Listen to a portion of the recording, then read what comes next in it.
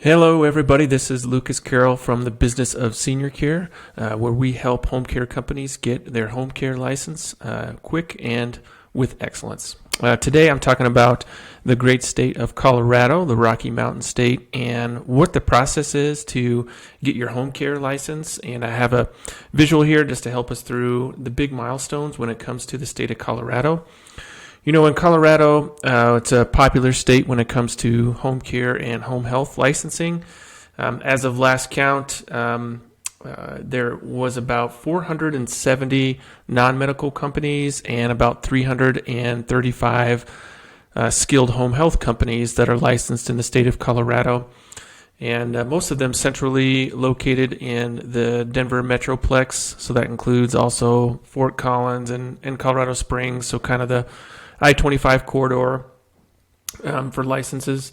And in the state, there are two main types of licenses. Class A refers to a skilled home health company, and then Class B is non-medical. And if you have a Class A license, home health, you can provide both home health services and non-medical services.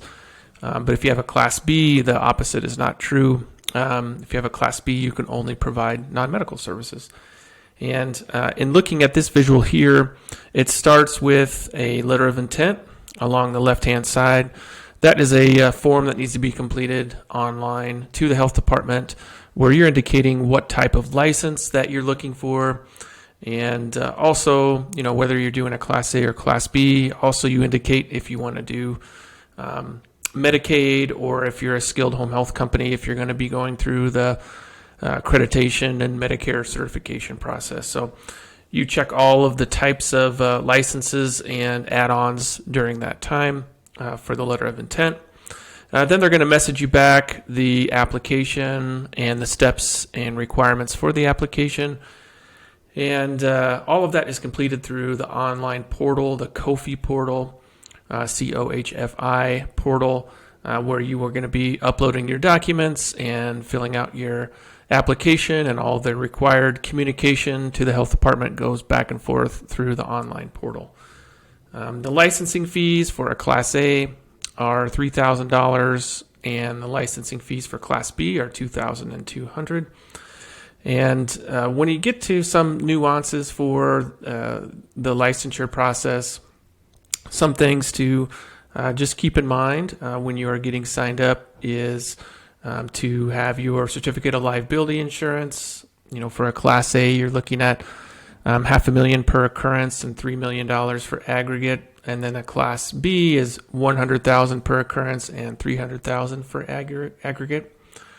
Also, you're going to need to be submitting your organizational chart.